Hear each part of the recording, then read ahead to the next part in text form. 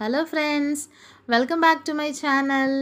ఈ వీడియోలో నేను మీతో అరికల గురించిన వివరాలు పంచుకోవాలనుకుంటున్నాను. అరికల వల్ల కలిగే ఆరోగ్య ప్రయోజనాలు మరియు సైడ్ ఎఫెక్ట్స్ మీకు చెప్తానండి. మరి వీటిని కోడో మిల్లెట్ అంటారు. మరి కోడో మిల్లెట్ని మన ఆహారంలో భాగంగా చేసుకుంటే మెదడుకు కలిగే ఒత్తిడిని తగ్గిస్తుందండి. ఈ రోజుల్లో ప్రతి పనిలో కూడా ఒత్తిడి ఎక్కువైపోతుంది కదండి. మరి ఆ మెదడు నరాలకి కలిగే ఒత్తిడిని తగ్గించే ఔషధ గుణాలు ఈ కోడో మిల్లెట్లో ఉన్నాయండి. అంతేకాదండి, కాలేయాన్ని రక్షించే గుణాలు కూడా ఉన్నాయి. మరి అరికల్లో పొటాషియం కంటెంట్ చాలా ఎక్కువగా ఉంటుందండి. అందువల్ల ఎముకల ఆరోగ్యాన్ని సంరక్షిస్తాయి. మరి అరికల్లో ఫైబర్ చాలా ఎక్కువగా ఉన్నందువల్ల జీర్ణక్రియకి తోడ్పడతాయండి. అంతేకాదండి, మలబద్ధకాన్ని కూడా నిరోధిస్తాయి. మరి అరికల్ని చక్కెర వ్యాధితో బాధపడేవారు తీసుకోవటం వల్ల వాళ్ళకి చాలా మేలు జరుగుతుంది. మరి అరికలకి లో గ్లైసీమిక్ ఇండెక్స్ ఉంది. అందువల్ల ఇవి రక్తంలో చక్కెర స్థాయిని తగ్గిస్తాయండి. మరి డయాబెటిక్ పేషెంట్స్కి ఈ అరికలు అనేది చాలా మంచి ఆహారం అనే చెప్పాలి.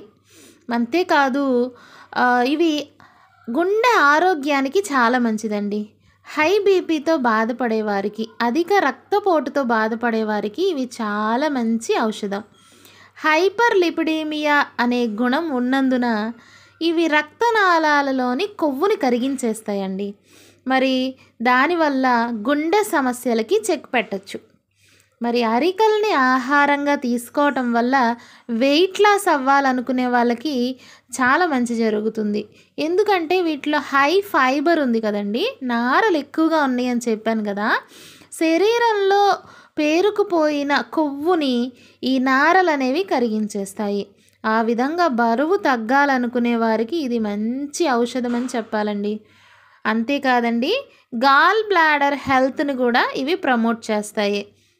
మరి వీటిలో ఫైబర్ ఎక్కువగా ఉంది కాబట్టి పిత్తాశయంలో రాళ్ళు ఏర్పడకుండా ఇది గాల్ బ్లాడర్ని కాపాడుతుందండి. అంతేకాదండి, మూత్రాశయ ఇన్ఫెక్షన్స్కి వ్యతిరేకంగా పోరాడే గుణాలు ఈ అరికల్లో ఉన్నాయండి. మరి ఇప్పటి వరకు నేను చెప్పినవన్నీ కూడా అరికల వల్ల కలిగే ఆరోగ్య ప్రయోజనాలండి. మరి మీతో చెప్పాను కదా, వీటి వల్ల కొన్ని సైడ్ ఎఫెక్ట్స్ కూడా ఉన్నాయని. ఇప్పుడు మీతో వాటి వల్ల కలిగే సైడ్ ఎఫెక్ట్స్ ఏంటో పంచుకుంటాను, చూడండి. మరి ఈ చిరుధాన్యాల్ని ఒక్కసారే శరీరానికి అలవాటు చేయకూడదండి. ఏదైనా కావచ్చు, అరికలు అవ్వచ్చు, ఊదలు అవ్వచ్చు, సామలు అవ్వచ్చు, జొన్నలు అవ్వచ్చు, ఏ అయినా కూడాను ఒకసారే శరీరానికి అలవాటు చేసేయకూడదండి. గ్రాడ్యువల్గా నెమ్మదిగా మన శరీరానికి అలవాటు చేసుకోవాలి. అలాంటప్పుడు శరీరానికి ఎటువంటి సైడ్ ఎఫెక్ట్స్ కూడా ఉండదండి. మరి వీటిలో గాయిట్రోజెనిక్ సమ్మేళనాలు ఉంటాయండి. కాబట్టి థైరాయిడ్ సమస్యతో ఆల్రెడీ బాధపడుతున్న వారు వీటిని తీసుకోకపోవటం మంచిదండి. అంతేకాదండి, కిడ్నీలో రాళ్లతో బాధపడేవారు కూడాను వీటిని తీసుకోకపోవటం మంచిది. ఎందుకంటే అప్పుడు ఆ సమస్య వాళ్ళకి ఎక్కువయ్యే అవకాశాలు ఉంటాయండి. మరి ఆల్రెడీ మీకు చెప్పాను, చిరుధాన్యాలలో వ్యతిరేక పోషకాలు ఉంటాయండి.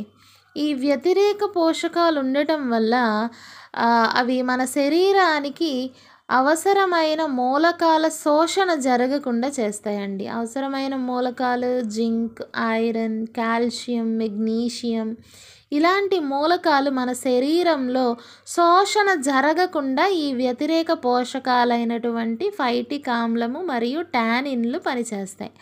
మరి అలాంటప్పుడు వీటిని తీసుకోకూడదా అని అనుకుంటున్నారా? మరి ఈ వ్యతిరేక పోషకాలు అనేవి వాటి కంటెంట్ ఎప్పుడు తగ్గిపోతుంది అంటే కనుక, వీటిని ఓవర్ నైట్ నానబెట్టినప్పుడు, రాత్రంతా దాదాపు ఒక 10 గంటల సేపు వీటిని నానబెడితే అండి, వీటిలో ఉన్న వ్యతిరేక పోషకాల స్థాయి అనేది తగ్గిపోతుంది అన్నమాట. అప్పుడు వీటిని మనం తీసుకోవడం వల్ల ఏ చెడు కూడా మన శరీరానికి జరగదు. నానబెట్టడం మాత్రమే కాదండి, ఫెర్మెంట్ చేయటం, అంతేకాదు స్ప్రౌటింగ్ లేదా మొలకెత్తించటం. ఆ గింజల్ని మొలకెత్తించినప్పుడు, అప్పుడు కూడా మన శరీరం వీటిని తీసుకున్నప్పుడు మన శరీరానికి ఎటువంటి హాని కూడా జరగదండి. మరి కొంతమందిలో అరికలు తీసుకున్న తర్వాత కడుపుబ్బరం, గ్యాస్ సమస్య అధికమవ్వటం, అజీర్తి ఇలాంటి కొన్ని జీర్ణ సమస్యలు ఎదురు కావచ్చండి. మరి అలాంటి వారు అలాంటి సమస్యలు ఎదురుపడిన వెంటనే వీటిని తీసుకోవటం తగ్గిచ్చేస్తే మంచిదండి. ఇదండి నేను మీతో పంచుకోవాలనుకున్న అరికల గురించిన అతి ముఖ్య సమాచారం. అయితే ఈ వీడియో మీకు నచ్చిందనుకుంటున్నాను. నచ్చితే మీ ఫ్రెండ్స్‌తో షేర్ చేయండి. చిన్న లైక్ చేయండి. ఇంకా మీరు నా ఛానల్‌ని సబ్స్క్రైబ్ చేయకపోతే చేయండి. Thank you.